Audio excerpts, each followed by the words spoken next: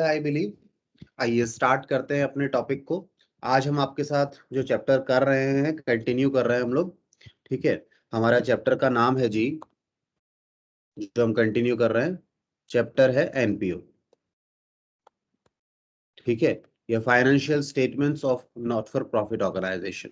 ठीक है, financial statements of NPO, not for profit organization. Short में लिख दिया मैंने थोड़ा इसको। मीनिंग मैंने आपको बताया था थोड़ा सा कि एनपीओ क्या होता है। ठीक है, ये भी बताया था कि एनपीओ किस तरीके से काम करता है, किस टाइप की ऑर्गेनाइजेशन हो सकती है ये। ठीक है, हमने फीचर्स की बात करना शुरू की थी आपके साथ। हमने देखना शुरू किया था फीचर्स को, और फीचर्स में हमने आपके साथ देखा था फीचर कि पहले तो इनका जो ऑब्जेक्टिव है वो सर्विस में होता है, सर्विस ऑब्जेक्टिव है, सर्विस मोटिव होता है इनका।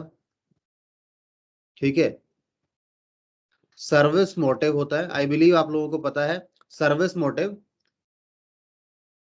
Not earning profits. इनका प्रॉफिट्स अर्न करना मोटिव नहीं होता। ठीक है, इनका मोटिव क्या है? सर्व करना लोगों को। ठीक है, सेवा भाव जिसे आप कह देते हैं। ठीक है, फिर हमने कहा था आपको नेक्स्ट, फॉर्म किस तरह का बन सकता है, फॉर्म की बात की थी मैंने आपसे। तो आपकी फॉर्म बुक्स में लिखा हुआ था कि इसकी जो फॉर्म हो सकती है वो एक चैरिटेबल ट्रस्ट के रूप में हो सकती है, चैरिटेबल ट्रस्ट के फॉर्म में हो सकता है, या फिर सोसाइटीज के फॉर्म में रजिस्टर हो सकता है ये।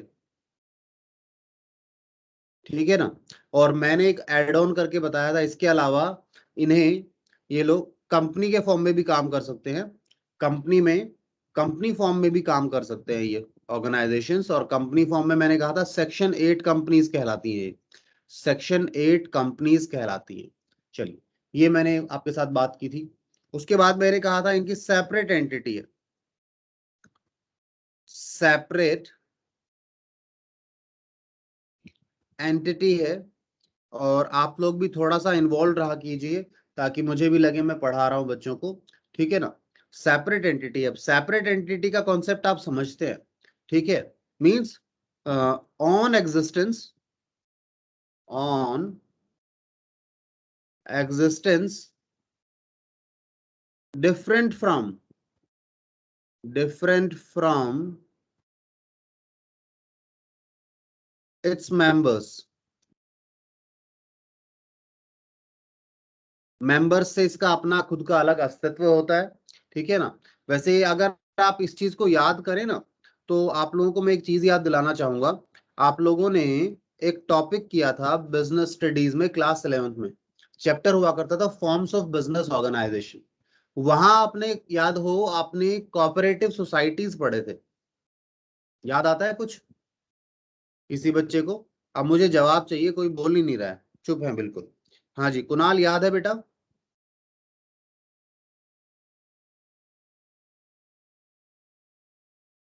कुणाल?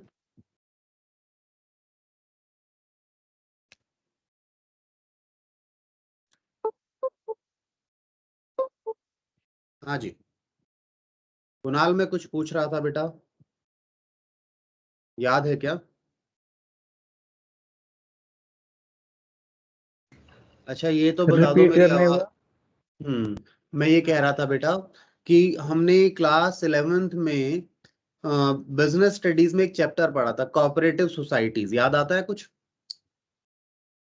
तो थोड़ा थोड़ा। हाँ हाँ, वही एनपीओ उसी से रिलेट कर रहा है बिल्कुल। वो कोऑपरेटिव सोसाइटी होती थी, अपने मेंबर्स के लिए काम करते थे। ठीक है ना, नॉट फॉर प्रॉफिट ऑर्गेनाइजेशंस होते थे। वो सब चीजें हम यहाँ कर रहे हैं। वही फीचर देखो आप, अगर फीचर्स देखोगे ना तो वही फीचर्स निकल कर आएंगी आपके सामने ये सारी। ठीक है, चलिए। और हमारे पास कौन कौन है? अक्षय है, आयुष है, भानु भी अभी आ गया है। ठीक है, चलिए। तो आगे चलें, अब इससे आगे हम लोग नेक्स्ट बात करें। सेपरेट एंटिटी, आपको पता है सेपरेट एंटिटी का कॉन्सेप्ट पता है ना सभी को? हम लोग कंपनी में भी ये कॉन्सेप्ट लगाते हैं कंपनीज के अंदर, कि इसका अपना खुद का अस्तित्व है, ये अपने नाम पर प्रॉपर्टी खरीद सकते हैं।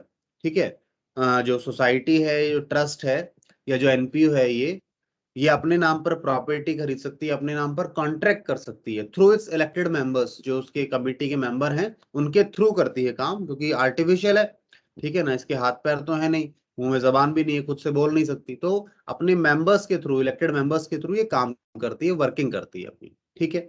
आइए, ये जो पॉइंट मैं कर रहा हूं अभी, ये मेरे को प्रैक्टिकल में बिल्कुल काम नहीं आएंगे, ठीक है, बट समझने वाली चीजें हैं, इसलिए हम समझ लें इनको एक बार तो अच्छा हो, ठीक है।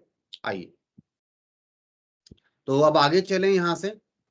नेक्स्ट हमारे पास जो है अगला पॉइंट जो आता है, पॉइंट नंबर 4, ये है जी, इसका जो मैनेजमेंट, मैनेज्ड एंड कंट्रोल्ड, यहां से कंट्रोल से मतलब जो उसे चलाने का काम है, ठीक है, manage and controlled by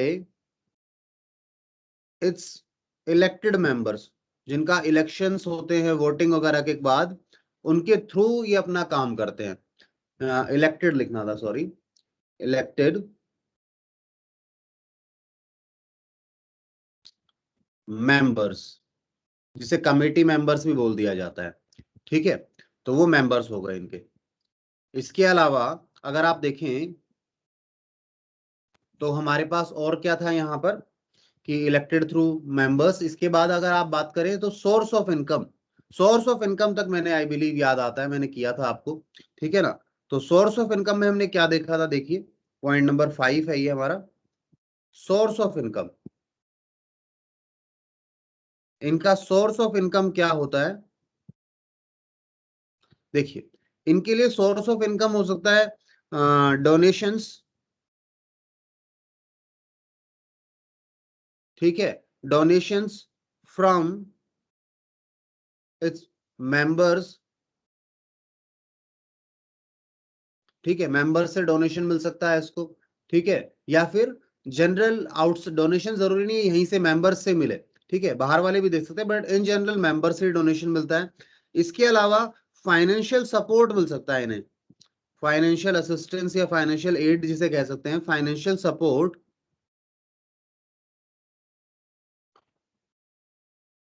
from government और नॉन गवर्नमेंट एंटिटीज, ठीक है, गवर्नमेंट भी सपोर्ट करती है इनको, नॉन गवर्नमेंट एंटिटी भी सपोर्ट करती है, कई बार इनको असिस्टेंस मिल जाता है।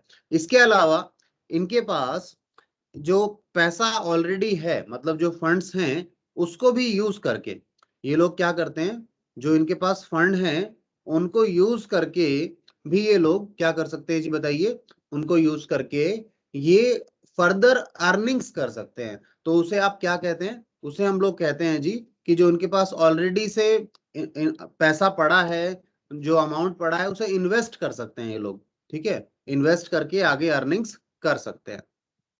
चलिए, इसके बाद आए वापस हम लोग, आई थिंक वो दूसरा कैमरा काम नहीं कर रहा है, इसी कैमरे पे स्विच करना पड़ेगा, ठीक है, एक काम करते हैं, इसी पे स्विच कर लेते हैं, ठीक है, फिलहाल के लिए तो।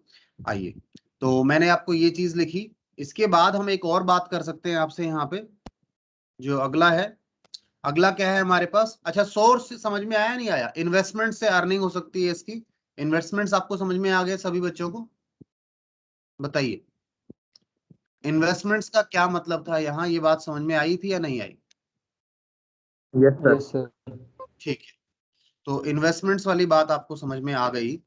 इसके बाद आप देखिए नेक्स्ट हमारे पास, अच्छा एक मिनट मुझे दीजिएगा जरा, कुछ इश्यू है मेरी तरफ से, मैं रिजॉल्व कर लूँ जरा।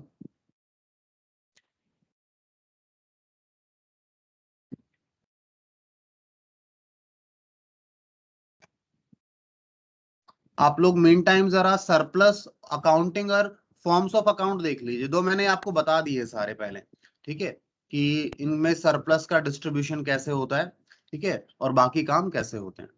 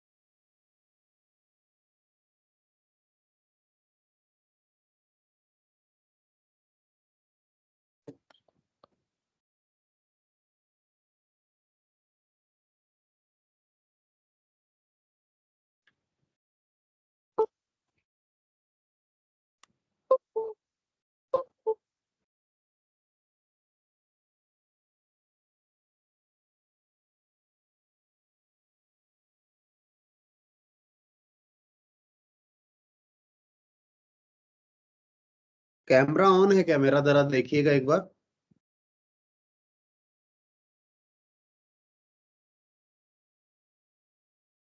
हाँ, अब शायद विजिबल है, फिर चला गया है बिलीव। आप लोग बताइए क्या पोजीशन है?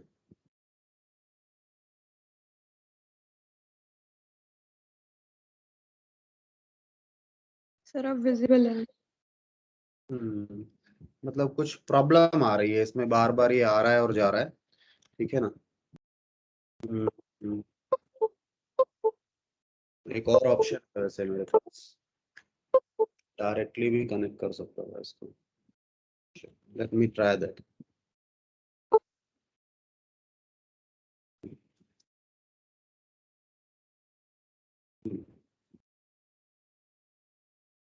Same problem existing I think.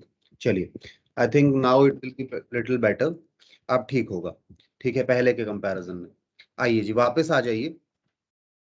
तो मैं आपसे क्या कह रहा था यहाँ पर, अगला पार्ट। इसके अलावा अच्छा, सोर्स ऑफ, मैं इसमें सोर्स में एक सोर्स और लिखा था मैंने, कि जो income from investment, income from investments कैसे होता है? इनकम फ्रॉम इन्वेस्टमेंट्स हो सकता है ऐसे।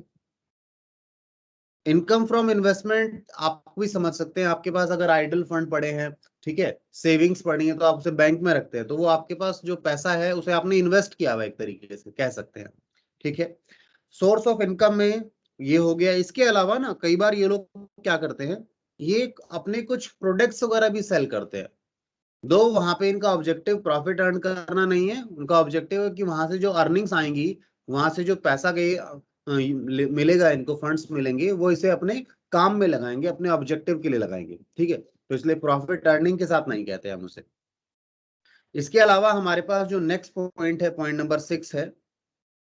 पॉइंट नंबर 6 क्या था जी? देखिए, पॉइंट नंबर 6 यानी फीचर नंबर 6 है, ये है जो इनके पास सरप्लस होता है, इनके पास जो सरप्लस है वो डिस्ट्रीब्यूट के नहीं होता, ठीक है। जो सरप्लस बचता है, सरप्लस किसे, सरप्लस को हम लोग अपनी लैंग्वेज में क्या कहते थे, वैसे सरप्लस ही बोलते हैं हम यहाँ, जो नॉट फॉर, मतलब जो प्रॉफिट फॉर ऑर्गेनाइजेशंस होती हैं, यानी जिनका ऑब्जेक्टिव प्रॉफिट अर्न करना है, वो सरप्लस को क्या कहते थे? प्रॉफिट कहते थे। तो मुझे प्रॉफिट वैसे लिखना नहीं चाहिए, बस आपको समझाने के लिए मैंने प्रॉफिट लिखा है। तो ये प्रॉफिट जैसा कुछ है, यानी सरप्लस जो है वो डिस्ट्रीब्यूट नहीं होता। Surplus is not distributed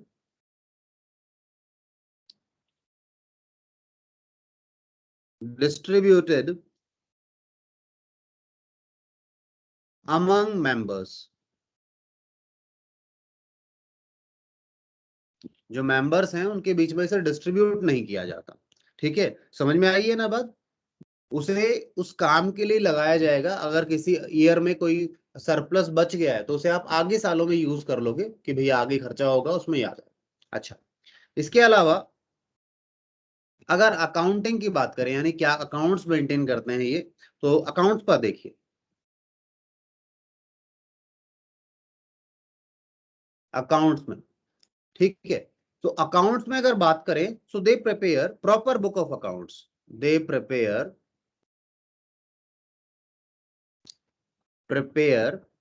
proper book of accounts, book of accounts,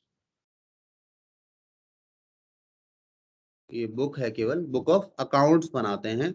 यानी जैसे आप लोग बुक्स बनाते हैं ये भी बनाते हैं, जैसे एक बिजनेस ऑर्गेनाइजेशन बुक्स बनाता है, ये भी बनाते हैं, जो भी इनको रिक्वायर्ड होते हैं, ठीक है, एज पर लॉ आप कह सकते हैं, ठीक है, एज पर लॉ या एज पर लीगल रिक्वायरमेंट।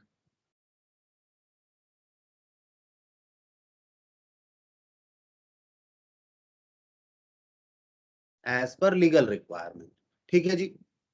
आइए, इसके अलावा बात करें, एक और फीचर हमारे पास बचता है, लास्ट फीचर है ये, ठीक है ना, कि फॉर्म ऑफ अकाउंट्स। फॉर्म कैसा होगा, फॉर्म ऑफ अकाउंट्स? तो इसे समझिए, ये क्या है। फॉर्म ऑफ अकाउंट्स में इन्होंने कहा है कि ये लोग जो फाइनेंशियल स्टेटमेंट बनाते हैं ना, वो वही यूजुअली जैसे हम लोग बनाते हैं एक अकाउंटिंग पीरियड के लिए, ये भी एक अकाउंटिंग पीरियड के लिए, यानी फाइनेंशियल ईयर के लिए ये भी फॉर्म बनाते हैं अपने बुक्स को, ठीक है ना, या फाइनेंशियल स्टेटमेंट्स को अकाउंटिंग पीरियड वाइज क्या, फाइनेंशियल ईयर वाइज, ठीक है। और उसमें जो मेजर चीजें हैं वो इनका रिसीट एंड पेमेंट होता है। रिसीट एंड पेमेंट के अलावा इनके पास इनकम एक्सपेंडिचर और बैलेंस शीट होता है, 3 होते हैं, ठीक है। तो फॉर्म ऑफ अकाउंट्स ये फाइनेंशियल ईयर के बेसिस पर, फाइनेंशियल ईयर जिसे आप अकाउंटिंग ईयर भी बोल सकते हैं, क्योंकि अकाउंटिंग ईयर 2 तरह के होता है। तो इनका अकाउंटिंग ईयर क्या होता है, फाइनेंशियल ईयर ही होता है। और यहाँ पे ये 3 चीजें, receipt and payment account, income and expenditure account और बैलेंस शीट, ये इनके मेन फाइनेंशियल स्टेटमेंट का पार्ट है। चलिए, इसके बाद हम आपके साथ अगले पार्ट पर आ रहे हैं। और अगला पार्ट भी मैंने आपको समझाया था। अगला पार्ट क्या था जी? अगला पार्ट आपका कि रिसीट एंड पेमेंट अकाउंट क्या होता है, REC, receipt and payment account. क्या आप लोगों को याद है कि रिसीट एंड पेमेंट अकाउंट क्या होता था जी? बताइए, याद है क्या रिसीट एंड पेमेंट अकाउंट? मैंने आपको ये भी बताया था, ये क्या है, समरी है। समरी है ऑफ कैश एंड बैंक। तो मुझे बताइए, इसे रिकॉल कराऊं क्या? रिकॉल कराने की जरूरत नहीं है। इनका ओपनिंग बैलेंस होगा, बैलेंस ब्रॉट डाउन, कैश का होगा, बैंक का होगा, ठीक है। ओपनिंग बैलेंस, अगर नेगेटिव बैलेंस है तो बैंक यहां भी आ सकता है, जिसे ओवरड्राफ्ट कहते थे। बैंक का बैलेंस यहां भी आ सकता है, ठीक है। इन दोनों में से कोई एक होगा, या तो बैंक इधर आएगा, ठीक है ना, या तो डेबिट साइड पे आएगा या फिर क्रेडिट पे आएगा। उसके अलावा क्या होता था, यहाँ सारे रिसीट्स आते थे, जितना भी पैसा आया इस साइड आएगा और जो पेमेंट्स हैं वो यहां आएंगी। और उसके बाद क्या आ जाता था, क्लोजिंग बैलेंस आ जाता। क्लोजिंग बैलेंस, बस यहाँ ध्यान ये देना होता था कि जो रिसीट्स होती थी ना, समरी फॉर्म में होती थी। यानी अगर टोटल सेल्स हुई है आपकी साल भर में, तो टोटल एक बार ही आएगा।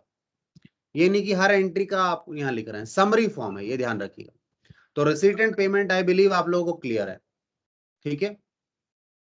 इसके बाद हम आगे चलेंगे यहाँ से रिसीट एंड पेमेंट के बाद, क्योंकि ये पीछे हमने कर लिया। हाँ, नेचर ऑफ अकाउंट की बात करें तो इसका नेचर आप क्या कहेंगे? अगर आप नेचर समझना चाहें रिसीट एंड पेमेंट का, नेचर बताएगा कोई, कैसा नेचर है रिसीट एंड पेमेंट का? जवाब देगा कोई बच्चा? रिसीट एंड पेमेंट अकाउंट का कोई नेचर बताएगा मुझे, क्या है, क्या है नेचर? बताइए जी, मैं वेट कर रहा हूं आप लोगों का।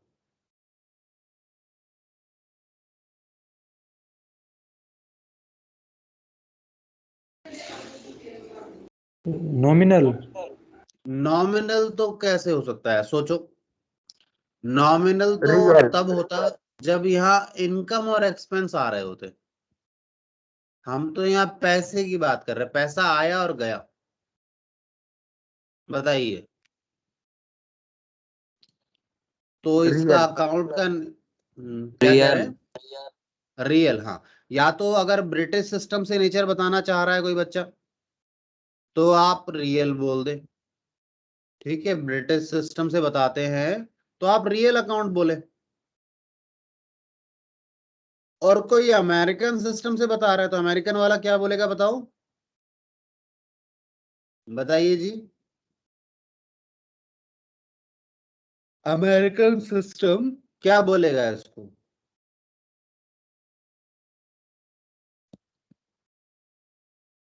भूल गए क्या? एसेट। हाँ, बिल्कुल बिल्कुल, शाबाश, जिस जवाब दिया बच्चे, एसेट है, ठीक है। एसेट अकाउंट है। दोनों का रूल एक ही बनता है, आप लगा के देख लेना, ठीक है ना। यानी जब बढ़ेगा तो डेबिट होगा, इसीलिए देखो पैसा आ रहा है तो डेबिट में आया, और पैसा जा रहा है तो क्रेडिट साइड में आया, पेमेंट कर रहे हो आप, ठीक है। तो इसलिए इस चीज को ध्यान देना। तो नेचर इसका रियल की तरह काम करता है, रियल की तरह बोल लो या एसेट की तरह बोल लो इस बात को, ठीक है जी। अच्छा, इसके अलावा कुछ और फीचर्स भी हैं आपके यहाँ, बात नेचर के अलावा बात करें ये हम ना अभी क्या बोलते हैं, किसके बारे में, रेसिडेंट पेमेंट के बारे में बात कर रहे हैं। रेसिडेंट पेमेंट के बारे में पहली बात तो हमने की कि इसका नेचर क्या है, रियल के जैसा है। दूसरा, ये ओपनिंग से स्टार्ट होता है, मैं बात कर चुका हूं। दूसरा, इसमें ये स्टार्ट जो होता है वो कैसे होता है, through opening balance. Opening balance होते हैं। अच्छा बताओ, ओपनिंग बैलेंस किसके, कैश एंड बैंक, ठीक है। मुझे कोई ये बता पाएगा कि यहां पर किस सिचुएशन में ओपनिंग बैलेंस नहीं होगा। जनरल क्वेश्चन है क्लास 11th का। ओपनिंग बैलेंस आपके पास कब नहीं होगा, किस एनपीओ के पास ओपनिंग बैलेंस नहीं मिलेगा आपको, कौन सी एनपीओ के पास। Waiting for the answers please. Sir तो नई स्टार्ट हुई होगी। बिल्कुल ऑब्वियस, बिल्कुल सही जवाब है। तो मैं उस पर ज्यादा डिस्कशन नहीं करूंगा, बस छोटी सी बात थी, बचपन की बात थी आपकी, कह सकते हैं आप क्लास 11th की बात थी, ठीक है। अब यहाँ पर डेबिट साइड पे क्या रिकॉर्ड होता है ये भी मैं बता चुका हूं। डेबिट साइड पर जो आप अमाउंट्स रिसीव करते हैं ना, अमाउंट्स रिसीव कर रहे हैं इन कैश या आपके बैंक अकाउंट में, जो अमाउंट्स रिसीव हो रहे हैं वो लिखते हैं। अच्छा, क्रेडिट साइड में आप क्या लिखते हैं, क्रेडिट साइड में लिखते हैं जो अमाउंट्स पे कर रहे हैं, आप पेमेंट्स कर रहे हैं, ठीक है, थ्रू कैश या फिर बैंक, चाहे कैश से किया हो या बैंक से किया हो, ठीक है ना। और उनका नेचर कैसा होता है, पेमेंट कर रहे हैं जो, उनका नेचर भी यही होता है, क्योंकि अकाउंट का नेचर ही ओवरऑल एसेट का है या रियल अकाउंट का है, तो जो पेमेंट होंगी वो भी यही होंगी, क्योंकि पेमेंट हो रही है, ठीक है। इसके अलावा एक और बात आपको मैं जो पहले ही आपको बता चुका हूं, वो इन्होंने लिखी है कि इनका क्लोजिंग बैलेंस आता है। क्लोजिंग बैलेंस किसका आएगा, कैश का और बैंक का आएगा, क्योंकि कैश और बैंक की तो है इस सारे अकाउंट के अंदर, और है क्या, तो क्लोजिंग बैलेंस भी उसी का बचेगा। एक बात और इन्होंने बोली कि नॉन कैश ट्रांजेक्शन्स लिखी नहीं जाती। नॉन कैश ट्रांजेक्शन्स जो हैं, मतलब फालतू की बातें हैं, आपको पता है नहीं पता, ऑलरेडी खुद सोचो भाई। जब केवल कैश ही ट्रांजेक्शन लिखी जाती है, कैश पैसा चाहे नगद में पे किया हो, बैंक के थ्रू पे किया हो, ठीक है, या रिसीव हुआ हो, वही लिखा जाता है, तो जो नॉन कैश है वो कैसे रिकॉर्ड होंगी, वो नहीं रिकॉर्ड कर पाएंगे हम यहाँ पर, ठीक है। तो आप क्या लिखेंगे, not recorded, non cash not recorded here. अच्छा, इसके बाद अगली बात करें आप लोग, तो नेक्स्ट इन्होंने कहा है पर्पस क्यों बनाते हैं। पर्पस क्या है, चलिए पर्पस मुझे एक बार रीड करके बताए कोई बच्चा, क्या पर्पस है।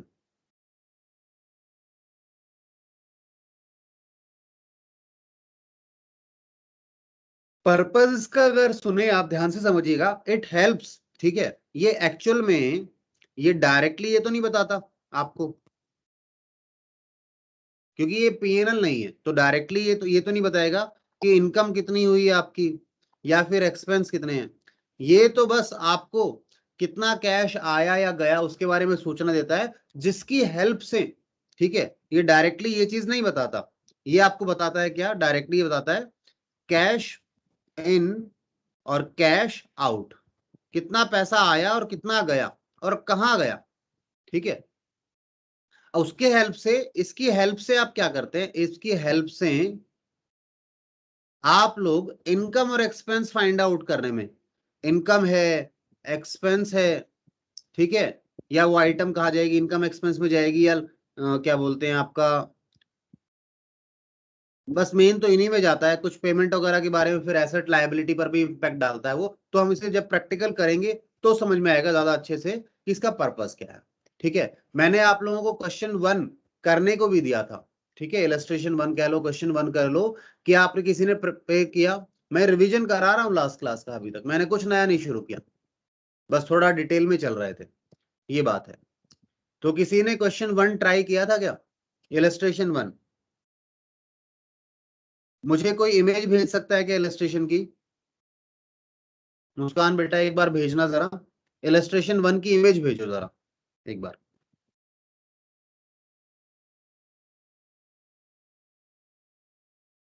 फिर हम आगे चलेंगे, मेन टाइम आप एक बार इलस्ट्रेशन 1 को देखिए।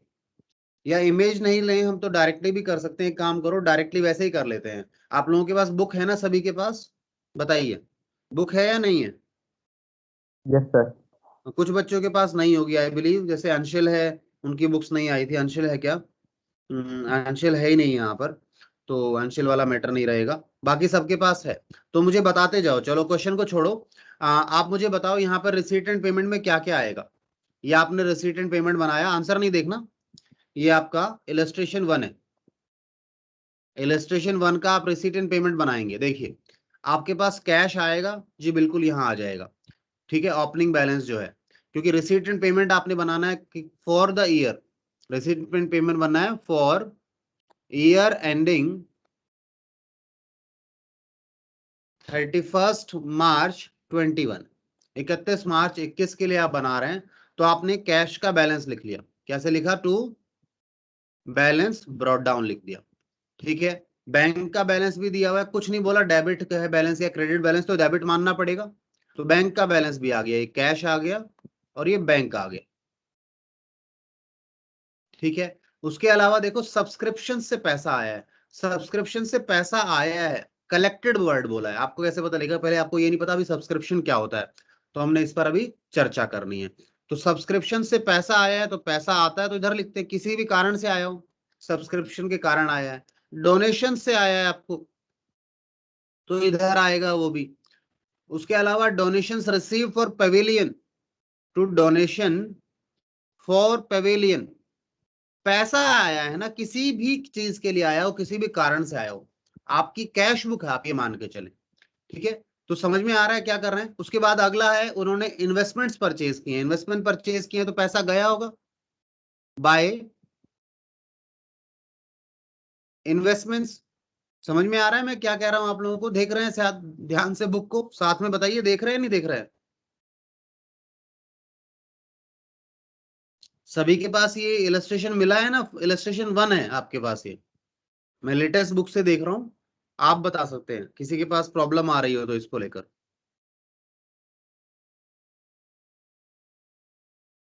बताइए जी, सभी के पास है? इसके बाद आगे देखिए, इन्वेस्टमेंट्स के बाद कहता है रिफ्रेशमेंट परचेज किया। रिफ्रेशमेंट परचेज किया तो पेमेंट किया आपने बाय रिफ्रेशमेंट्स। ठीक है,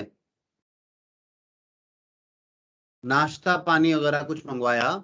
ठीक है, उसके बाद रेंट पे किया। मैंने कहा रेंट पे किया तो रेंट आ गया, रेंट के लिए पेमेंट किया। ठीक है, उसके बाद कहता है एंट्रेंस फीस। अब मुझे नहीं पता क्या है एंट्रेंस फीस फिलहाल, पर वो रिसीव हुई है, तो entrance, sorry, entrance fees received है तो इधर आएगा। कुछ आइडिया लग रहा है नहीं लग रहा? आसान है बिल्कुल, समरी है कैश की। एंट्रेंस फीस है, रिसीव है, तो इधर आ जाएगा एंट्रेंस फीस के नाम से। ठीक है, उसके अलावा ऑनोरेरियम टू सेक्रेटरी, यानी पेमेंट है। ठीक है, ऑनोरेरियम टू सेक्रेटरी ये पेमेंट है, तो ऑनोरेरियम टू सेक्रेटरी यहां आ जाएगा। उसके अलावा इंटरेस्ट ऑन इन्वेस्टमेंट, अब बताओ ये किधर आएगा? ये आप लोग बताएं। इंटरेस्ट ऑन इन्वेस्टमेंट किधर लिखूं? रिसीट साइड लिखूं या पेमेंट साइड लिखूं? जल्दी बताइए, मैं वेट कर रहा हूं आप लोगों का, बताइए मुझे। हाँ आयुष बताओ बेटा, कहाँ आएगा इंटरेस्ट ऑन इन्वेस्टमेंट? किधर आएगा? Receipt side. रिसीट साइड आएगा, क्योंकि सर इन्वेस्टमेंट की है तो उस पर ब्याज मिला है हमें। ठीक है, इंटरेस्ट ऑन इन्वेस्टमेंट्स।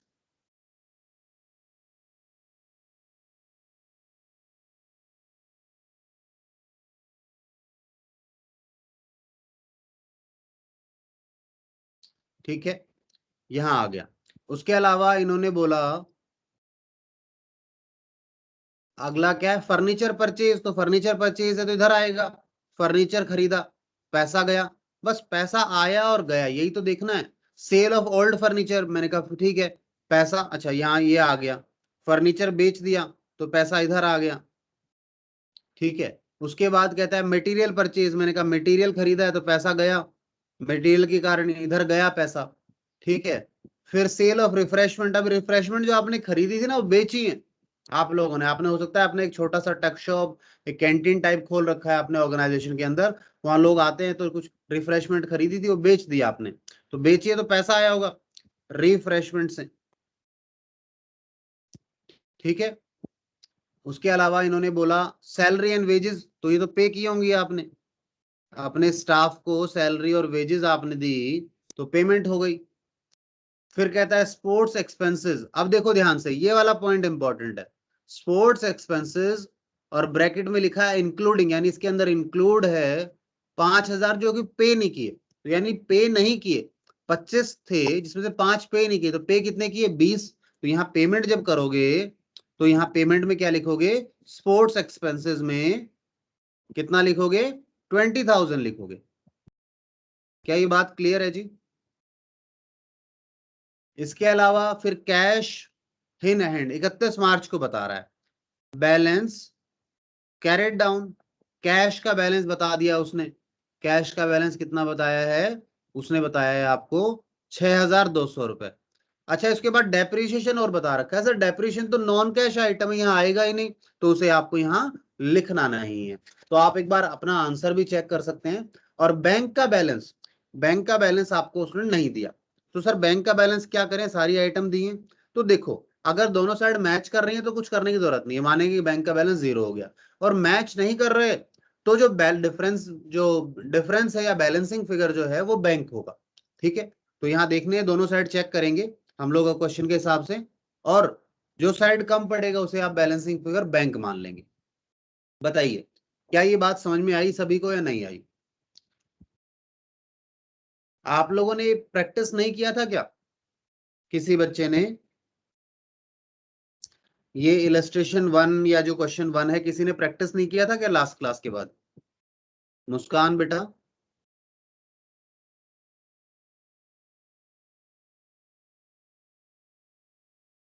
हाँ जी मुस्कान,